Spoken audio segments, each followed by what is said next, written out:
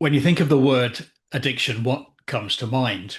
Drink, drugs, perhaps gambling. Addiction presents a complex and far-reaching challenge for our society, cutting across age, gender, socio-economic status, and geography. Addiction impacts those around us in many forms and has widespread consequences for individuals, families, and communities, and systems like healthcare, criminal justice, and the economy.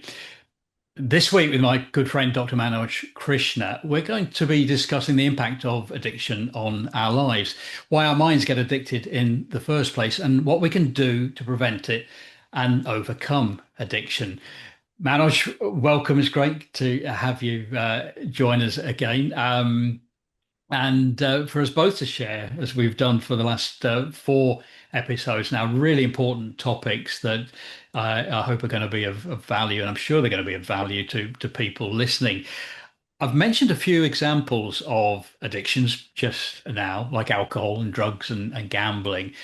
But what other forms of addiction are there? They might seem like the obvious ones.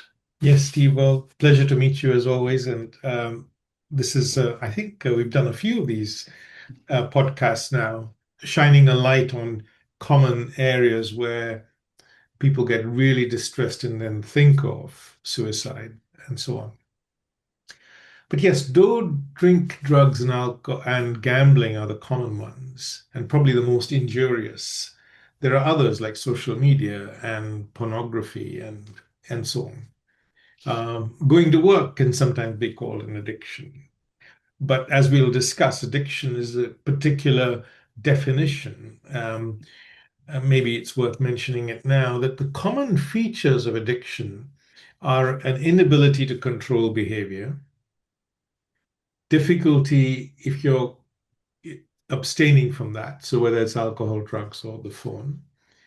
You have an intense craving for it if it's not there, and you continue to use it despite knowing the consequences.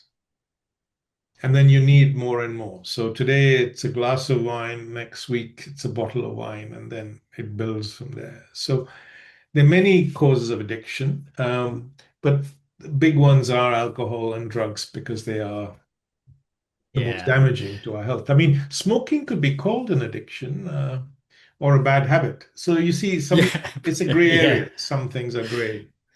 Definitely. You could probably see me nodding away there because I was kind of, as you were talking, looking at aspects of my life and where there are potential addictions. And there's what I would call maybe mini addictions, rituals and habits that I have that are not necessarily unhealthy. They might be seen as such by other people possibly, but just the obvious one for me is social media and this continuous scrolling Hmm. through content. Now I'm aware of it, and more recently have made sure that I've maybe stopped doing that as much. But I do seem to be addicted to what's next, what's next, and I'm just nodding away with what you were saying there. So look, how common is addiction?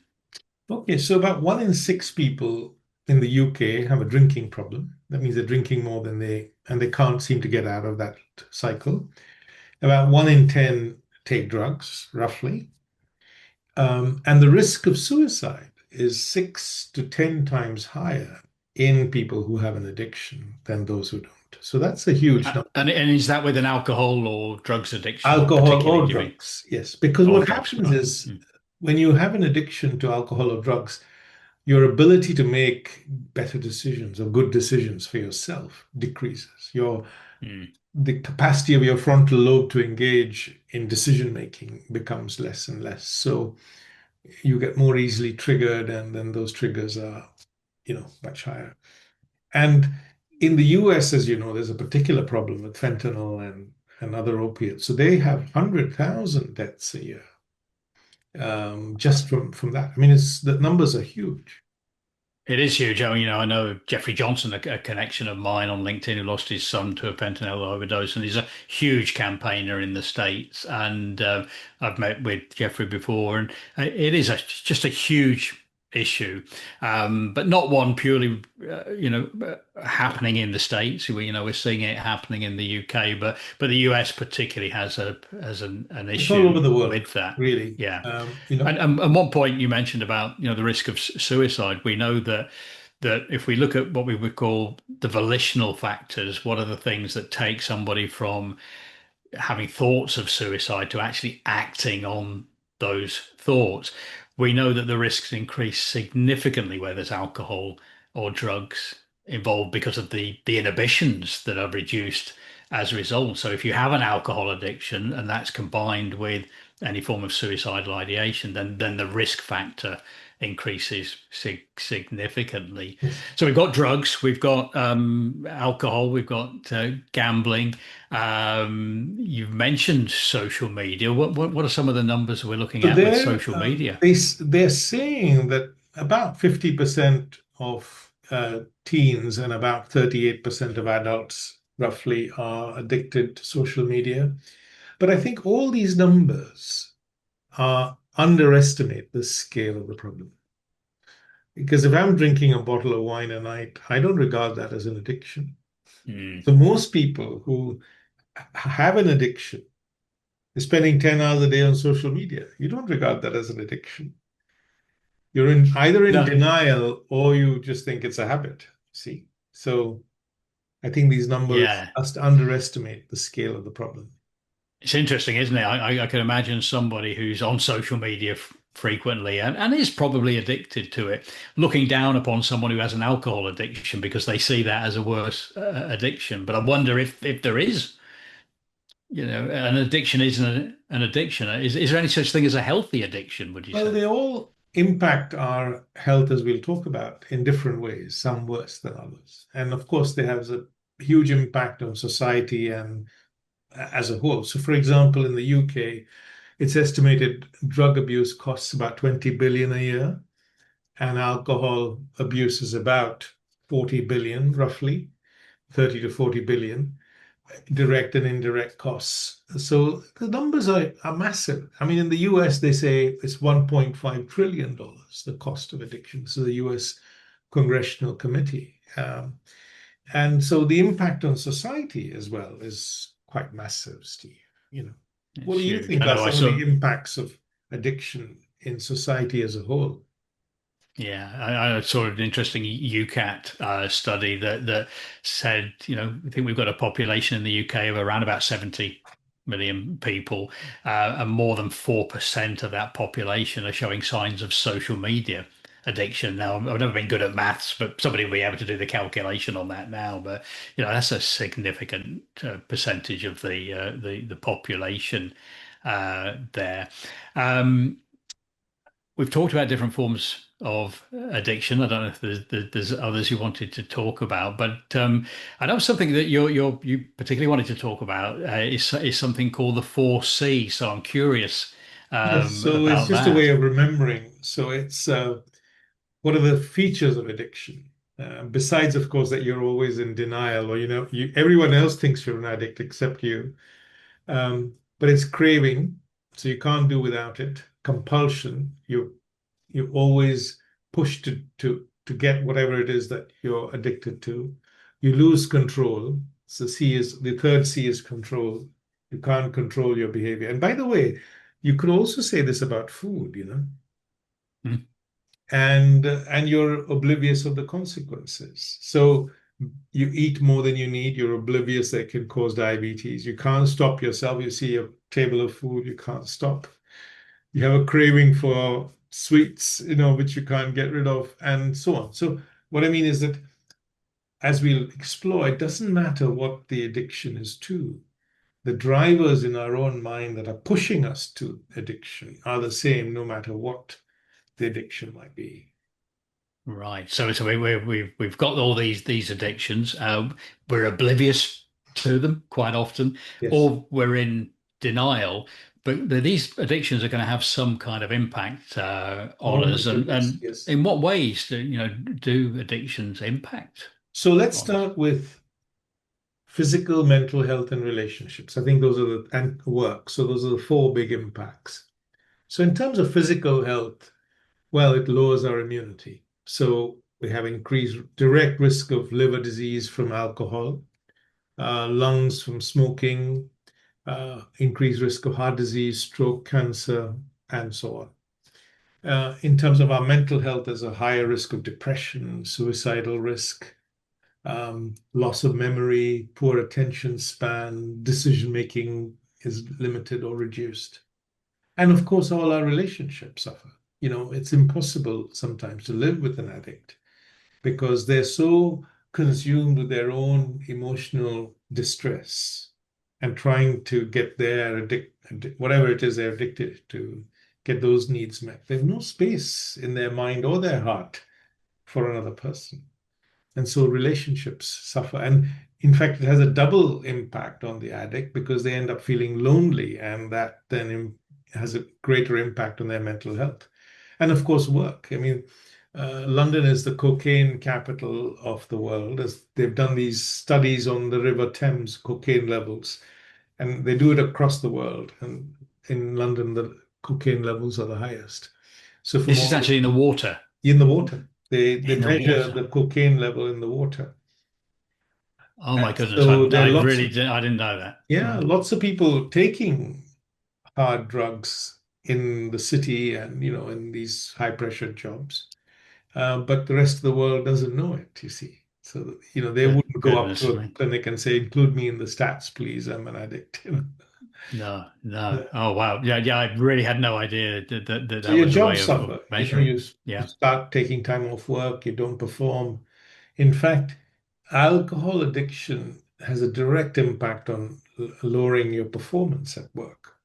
And so managers are really concerned, employers are concerned about this. And I suppose this is going to have a societal impact Yes, yes. as well. So 60% of people, I think it's higher, in UK prisons are addicted to drugs or alcohol. Most of the crime in the UK, shoplifting, for example, is linked to addiction in some way. As we've already talked about the costs, and so it impacts crime, healthcare, and it also leads to child abuse and child neglect. So So I people, mean, there's a yeah, huge problem. huge effect on society then Yes, clearly. Well, look, I mean, if what is it that causes us to become addicted to yes, anything? yes. Interesting question, isn't it? We are the most intelligent species on our planet, allegedly. Apparently. Not from the way we behave sometimes, but at least we're the most capable species. Let's put it that way. We've tamed our Hmm. environment and all of that, put a man on the moon, etc. So, what causes a mind that is otherwise so capable to slide into addiction, knowing that we're sliding into it, right? We're eating more than we need, we're drinking more than we need, we're lying to ourselves that, oh, this drug's not going to harm me. I'm in control. I'm always in control. I'm telling myself all this. I'm pushing people away who are trying to stop me from sliding in to addiction.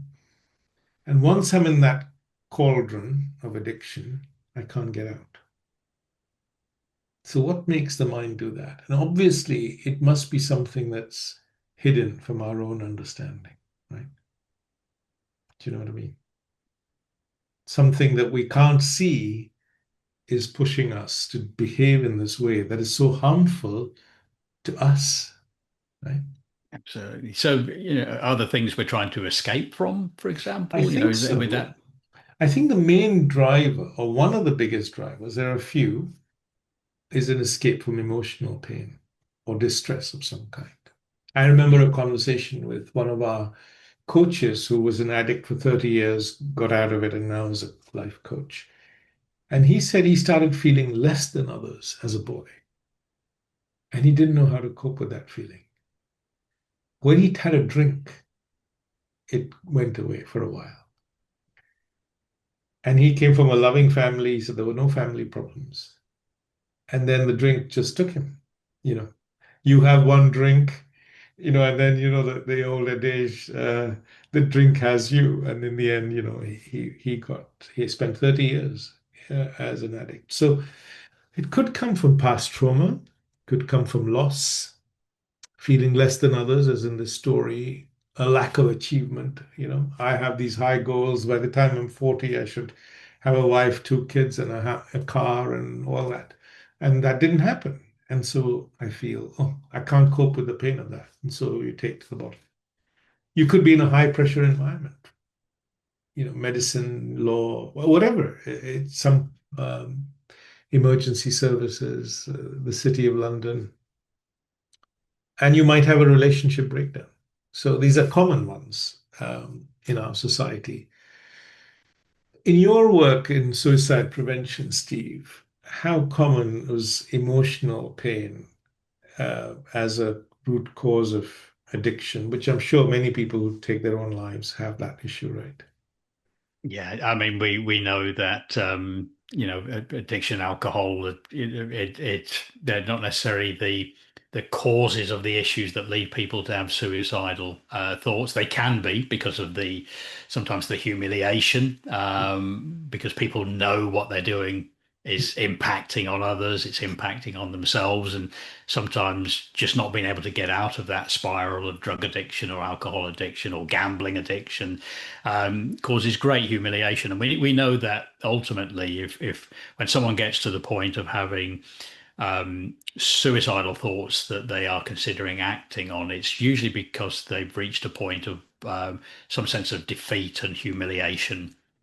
And once they feel trapped in that cycle, then that's the point at which this sense of hopelessness of ever escaping that steps in, and that's when the risks are really high. So yeah, these kind of addictions play a huge part. But I couldn't help thinking a moment ago, and I think I asked the question before: are the positive sides to addiction? But what you're describing here is that initially these behaviors are seen as a positive way of removing people from other causes of pain or discomfort in their life. So initially, this is quite a positive thing they're doing, but then the addiction itself Yes. becomes an even greater problem. Well, we don't know how to deal with our own emotional pain.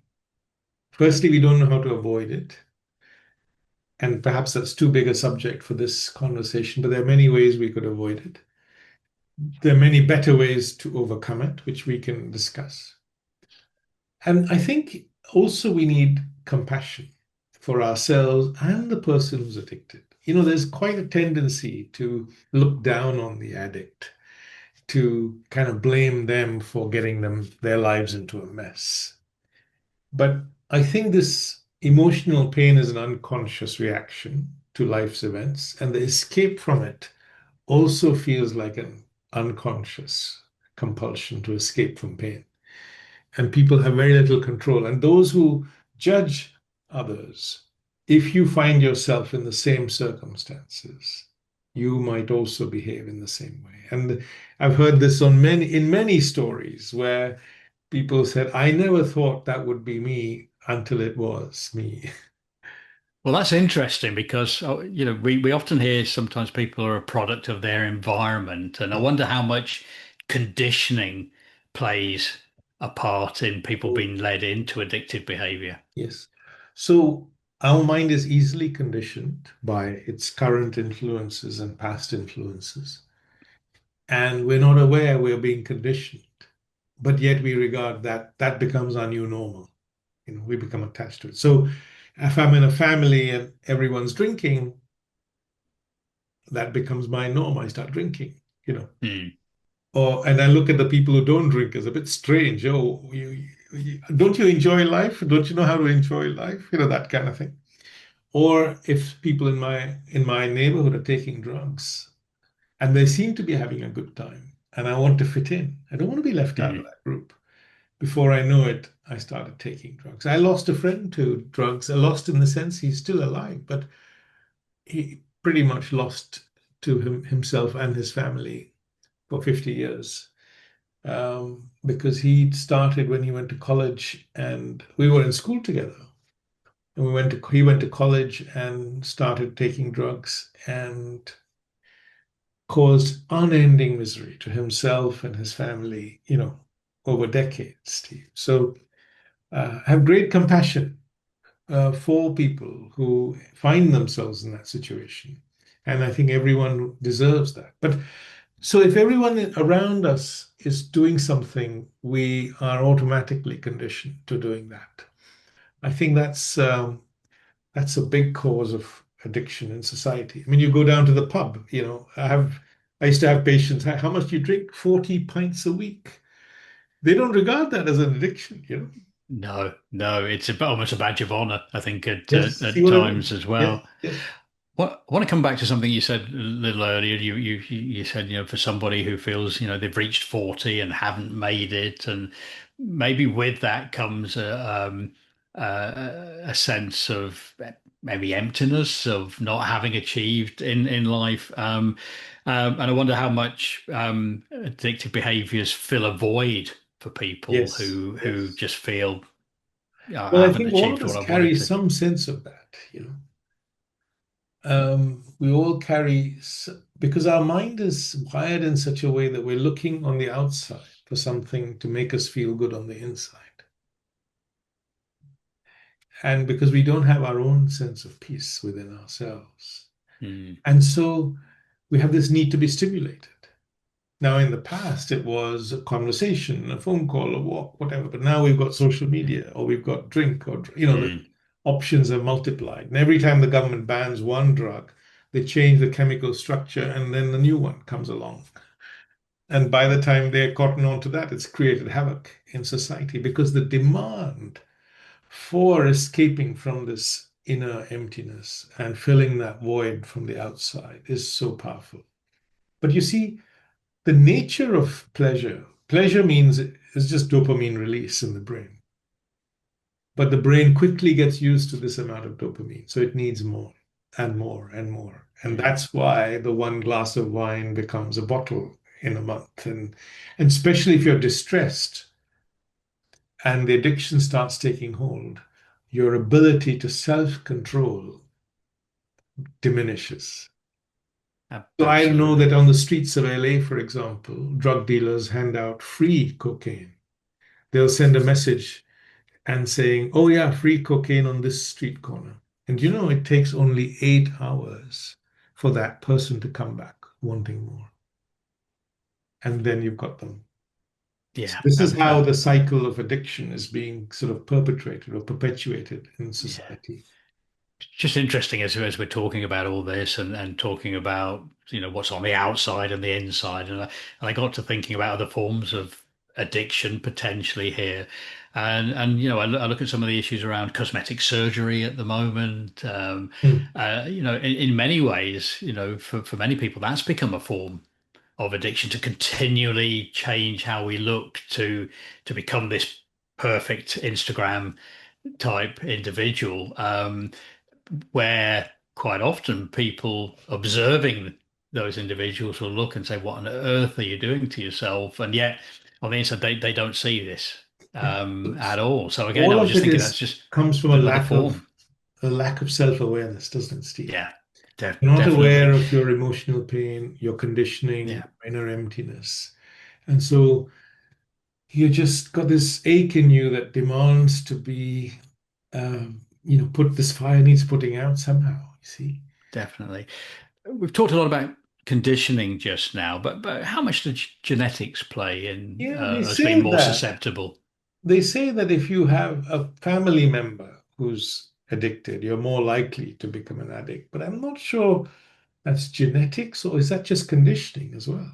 Mm, See, yeah, it's interesting. Yeah, I don't know. My thoughts would lean towards conditioning, but I think so. I we mean, we don't know. if I was in a family with lots of addiction, then I would be emotionally traumatized, and then that would lead me to my own addictive cycle, or I would see this as being normalized, whatever it was, drugs or alcohol. Yeah.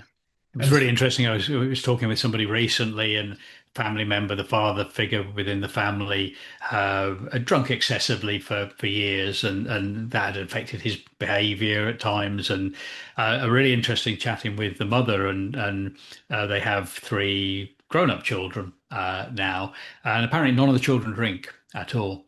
And she was asked, do you think that's anything to do with the father and his history with drink and what they observed. And she said, "Oh, there's no question about it at all." So in that case, genetics hasn't played a role. The Played the conditioning opposite has role. made those young people go the other way. So I think that's interesting. So what is it we can do you think, to avoid becoming more susceptible to addiction and minimize the impact of addiction on our lives? Yes, I think it's the first thing is to ask that question of yourself.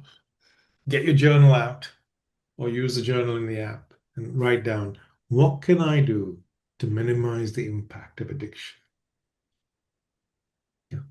And I think the first thing is to realize that the chains, love this quote, the chains of habit are too weak to be felt until they are too strong to be broken. That's a great quote. Yes. So any habit you have might start out that you think you're in control, and then gradually you slip, your control slips away, and you don't see it coming. You don't see it happening. Or you see it in slow motion, but you just decide to ignore it because you're getting gradually more and more hooked. Think about simple things like the phone and how it takes us, like 5 hours a day or whatever it might be that Mhm. people are spending on average. So I think the first thing is to ask yourself that question. Secondly, I think if you can, stay away from drugs and alcohol. Um, I know that a lot of people think, oh, yeah, I can manage it, I can handle it. And a lot of people do. But if there's a traumatic event in your life, which there's going to be, definitely bound to be, then before you know it, you've already been drinking one or two glasses or whatever, wine or beer or whatever. And before you know it, that consumption increases because that's your default way of coping. It helps me relax. So we've got this culture we've grown up in. Okay. But I think the other thing is invest in your mental health. We invest in our physical health, Steve. We go to the gym, we eat well, we try to keep our weight down, but investing in our mental health. And we'll talk about HappierMe and the different tools we have. But I think the key is practicing a regular breathing or meditation, have a meditation practice. So you connect with a deeper sense of peace in yourself. You could call that your own silence. And these are very simple to do, and we'll show you people how we can access them. Because self-awareness allows you to self-correct. And just understanding some of the things we've talked about, emotional pain, like what are the root causes of that? For example, a lot of our pain comes from our own unmet expectations. Maybe you could do an exercise where you let go of a whole bunch of expectations of yourself and others, and that could help you live with more peace.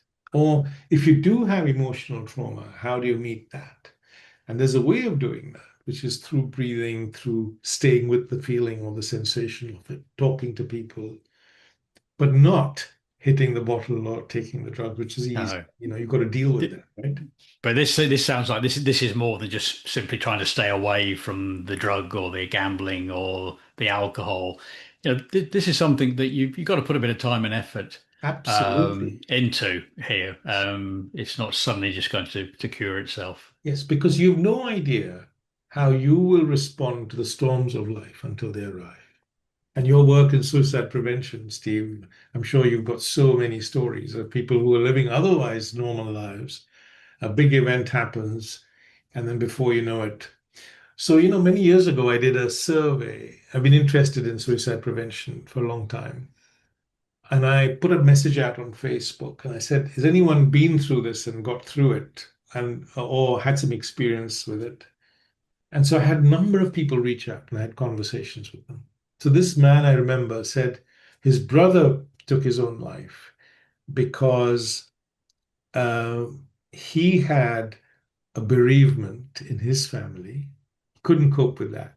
So then became alcoholic. And then it was the alcohol that finally, took him. So, okay. So I think Yeah. understanding your conditioning, the nature of pleasure, how your mind compares all the time and it doesn't serve you. We've talked about that in one of our podcasts. Understand your inner emptiness. All of these things which are operating in the background in your own mind. Once you Okay. shine a light on them, that's when they stop having this effect on you, you know? Yes, that's really, really important. I just love the quote, if I got this right, you said before that, self-awareness is kind of the first step to self-correcting. Yes. That's a really important message.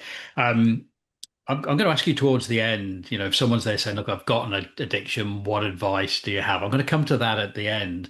But you mentioned this a couple of times, the Jordan Legacy, we partnered with HappierMe, the app that you've developed, I rave about this because it does far more than a regular app does in terms of mental health and well-being for adults and for young people, and parents now as well. Big announcement on today's podcast. But I think in terms of addiction, particularly for it'd be really useful to take just a brief look through Yes. the app for anyone who's watching the podcast here on the YouTube recording. You're going to be able to see visually on the screen just an overview and a run through from Manoj of where you can find support and information relating to addictions. For anyone listening to the audio, we'll explain it as clearly as we can do Yes. as we Yes, but go the along. app is But easy to download. It's got a free trial. So this is just Happier Me from all the stores. Okay. absolutely. So let me just share my screen, Steve. Give me a second. Yeah, you can see it there. So that's I've got the it. Happier Me app for adults. And in the menu on the top right, the first item is the Happier Me app for teenagers. And by the way, teenagers have an equal risk of addiction to vaping. And, that's where it all begins with alcohol and so on. So, okay.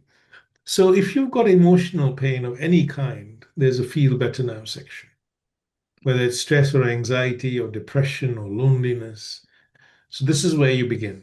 So say you've got stress, there'll be meditations, breathing exercises, videos, and podcasts to help you deal with that stress. And then help you go deeper to understand the root cause of stress. So at the end, there are 14 ways that you can respond to stress with your own intelligence or wisdom. So that's the Feel Better Now section. Now, here under Explore a Different Topic, there are 8 broad topics, and one of them is habits and addiction. Right. So if you open that, all our resources are here. So there's short videos, which are less than a minute long, how to overcome a habit or deal with an addiction, or why we're binge eating, and so on. The Feel Better Now section I've shown you. They're life stories, and these are where people have fallen into addiction, but then found a way out of it. Um, Guided journaling, how to change a habit like a coach in your pocket. And look, these are the detailed guided programs. So, for example, this is the one on habits and addictions. It covers all the things we've talked of today and much more. Mm. Um, there's a program on the nature of pleasure or conditioning or stress, all the things we've mentioned, even food and health, and multiple podcasts on addiction and how to avoid it and so on. So, guided meditations and blogs. So, I think that's probably the main resource for people. There's a calm mind section in the Explore tab where there are lots of breathing exercises which can be used as a way of calming your own mind and connecting with your own sense of peace within yourself. And that then reduces the need for addiction in a huge way. The other way you can look is you can just type in addiction in the search bar and all the content on that comes up straight away. So Yeah, whether you've I got mean a that's minute or an hour, there's something for everyone. yeah. I mean that is brilliant because as I look at this, and for anyone listening, first thing is what a huge wealth of resources that are there, and I think, and I've said this before, that unlike a lot of apps that might just give you breathing exercises or some activity to perform in the moment, this also digs so much deeper. Even the shared stories. Someone might say, well, there's somebody like me. Yeah. I can relate to that, and I think this is where the Happier Me app is offering real solutions, practical solutions to people because of the in-depth level of resources that are available, getting to helping people to understand the root cause of why Yes. they're experiencing that habit in the first place, to avoid falling into it again. Um, just for everybody who's listening, for accessing the Happier Me app, you can do so via the Google Store and the App Store with Apple there. You can also visit the Jordan Legacy website as well, where you'll see the Happier Me apps under the help and resources pages there with a special discount code via the Jordan Legacy actually to get even better value for that. And As I say, do take a look at that because I think if you know anyone or you're experiencing addictions or any kind of challenges yourself, I think you'll find huge value in the app. Manoj, I said I'd come back to you at the end before we close. Um, Somebody might be listening to this conversation right now and say, look, I know I've got an addiction, really don't know what to do. What are some of the advice you'd give to them at this point? I think the first thing, which is the most courageous step, is to own up to it for yourself and write down, I have an addiction problem, whatever it might be. I think that's the bravest thing you can do. To Once own you, up to it. yes, because most people are in denial. Mm, Own up to it and own up to the impact it's having on your health. And how is it impacting me? How is it impacting the people I love in my life? mm. Does this serve me? Obviously, it doesn't. Once, And then sorry to interrupt you there as well. I'm just thinking through the app there. This is something they could do within the journal yes, we have an part online of the journal app. where Yeah, you yeah, write all yeah. this in. Well, we forgot to show people that we actually have a community forum where people can ask a coach a question anonymously and they'll get a very detailed reply. So that's another resource. So Mm, first step is to own up, start journaling. I think that's a really good thing. Write down what's happened. I think the second thing is not only to own up that I have an addiction, but to take ownership of the fact that you can do something about it. You're going to have to do something about it. There's lots of help available, no question. But in the end, you're going to have to change your own behavior. It's like smoking. So when I was working as a surgeon, we knew that if a person wants to quit smoking, there's lots of help available. But we can't make that person want to quit. That was the older days. So, and then get help early. Go speak to your doctor, have a look at the app. There's lots of resources in there. Speak to close friends and family, get help. But owning up to it, taking ownership and thinking, I can do something about this here. It's in my control. And what Happier Me is trying to do is strengthen you up from the inside to give you the resources to live your best life and avoid and overcome this and other problems more easily. Great advice. I was just scribbling some notes down for anyone watching the YouTube. You can see me probably looking down there, but some of the three things I took away from the closing points you made there. The self-awareness leads to self-correction, a comment I made earlier. Admit that you have an addiction in this case of some kind and what the impact of that is having on you and And others. Be your loved really ones. honest Yeah. about that. Yeah, absolutely. And take steps to get help. And the great thing is the help is there, whether it's the app or on the Jordan Legacy website. We have lots of help and resources around gambling and alcohol and substance misuse as well. So there's lots of help out there. Is the message of And hope. to reassure people that it's absolutely possible to be free. Yeah, yeah. That's an Many, important message of many hope. people Yeah. have got free. But anyone listening, I'd say, you might think this doesn't apply to you if you're not an addict. Oh, it absolutely does apply to you Yes. because Yeah. Well, I saw myself on a yes, couple of our things. our Yeah, mind is really susceptible. definitely. And so the But man, more we can invest in that, in our own mental health, the more we can avoid it. And invest in that for our children too. Educate them. abs That's right.